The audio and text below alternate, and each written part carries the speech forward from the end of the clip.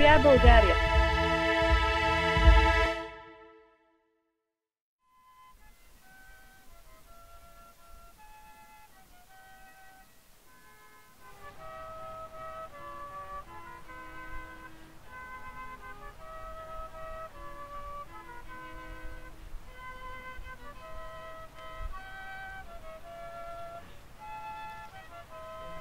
Аз съм Велизар Тикилянов.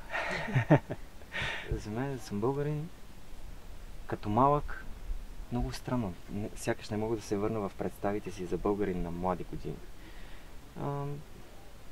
Едно дете, какви представи би могло да има от българин?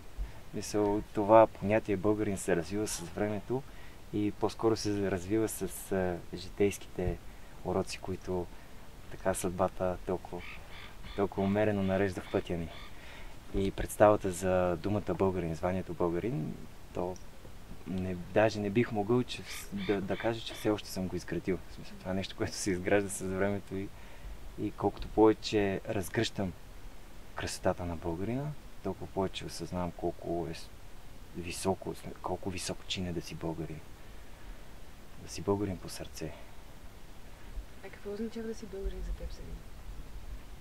Това е сигурно един от най-високите чинове, които мога да дам на някой. След най-високо място, най-висок чин бих дал на някой, като го нарека брат или сестра. Защото по-високо от това не бих могъл. Българинът е едно призвание за мен, за човек, който върши Божията воля по любов, по вдъхновение отвътре. Човек, който е в свещена връзка, както с себе си, така и с всички около него. Днес българи, като това, което аз разбирам под българин, могат да се намират на много места, но главно ги намирам по закатаните селца. Обикновено са бедни хора, които знаят какво е беднотия и като видят беден и знаят какво му е положението и са винаги готови и отворени да помогнат, да съдействат. Човек, който не намира другия до него чужд, а за свой. Защото на времето, когато сме били притиснати от обстоятелствата, войни, кланета, тогава сме били много единни. Много сме се съхранявали. Днес малко така ни е свободно. Даже една идея по-свободно бих казал. И някакси това с времето избледняло. Но на места все още е съхранено. Това е красотата на отношенията между душите, които се познават като единни. Как би описал съвременния българин? Би го описал като някъде в процеса на съвършенството. В пътя. Там някъде. А какво значи съвършенството за теб? Съвършенството за мен то е безгранично. То е едно нещо, което няма граница. Да си съвършен, да си свършен, това е нереално. Нищо в природата няма свършено, съвършено. Всичко е в процес на развитие, всичко е в процес на еволюция, всичко е в процес на растеж и развитие. Както и човешката душа, човешкия характер, човешките добродетели. Съвършенството аз го намирам като един непреривен процес, безкрайно. Както се казва, че крайната точка на здравето е живота и крайната точка на болестта е смъртта. Но те пак не са крайни. Те пак са една фаза, през която преминава душата. Катарзис. А как би описал живота на съвременния българин? Как изглежда това?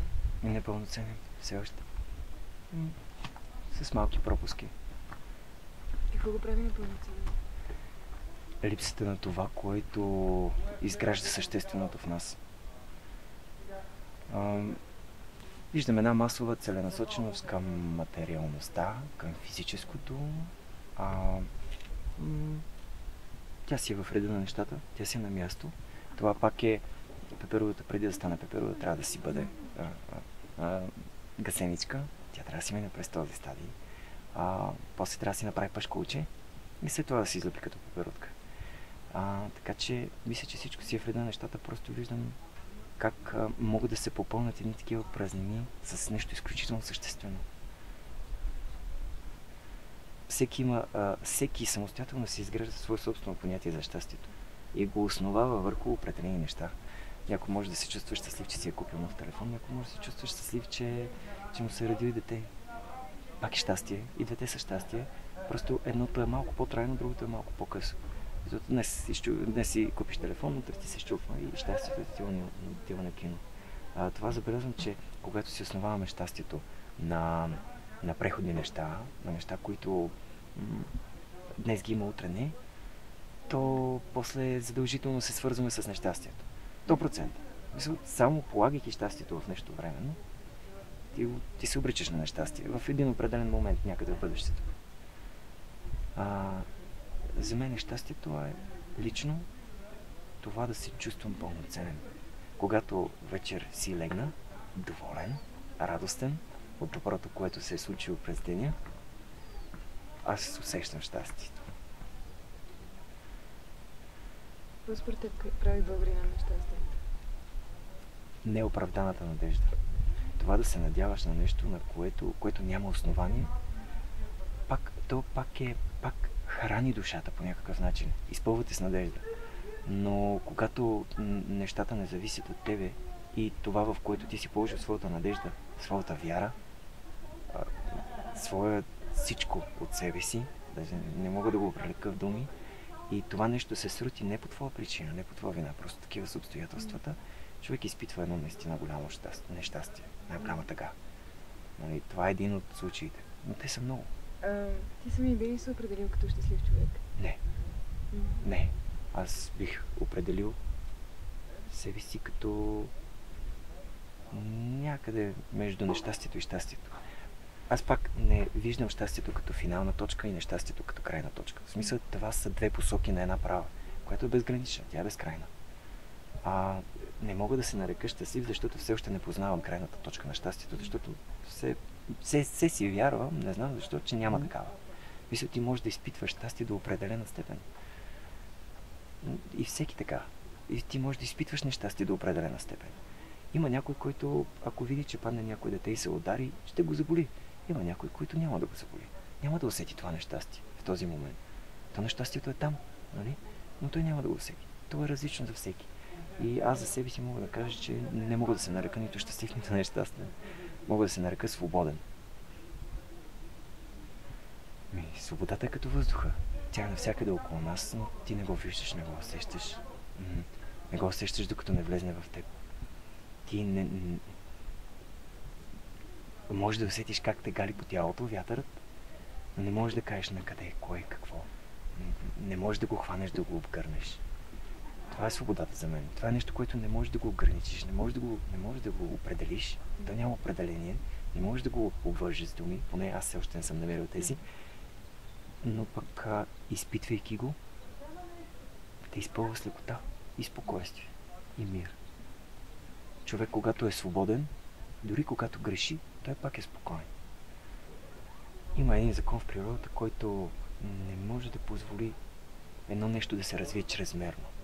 Винаги има нещо, което го ограничава, за да може всичко да бъде в баланс, всичко да бъде в хармония. Не мога да поискам от всички те да вървят в пътя на съвършенството. Мога да се радвам, да видя, че някой го прави. България няма граници. България е в душите на всички. Аз съм виждал толкова българи в чужбина. Понятието българин, аз не го свързвам с границите България и държавността България. Това е хубаво нещо. Нали? Да се чувстваме, да имаме тази националност, това национално чувство. Хубаво е.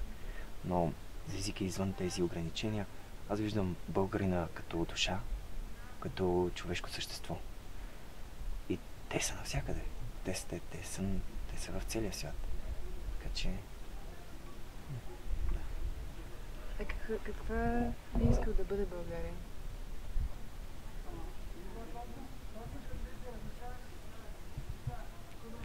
Красива.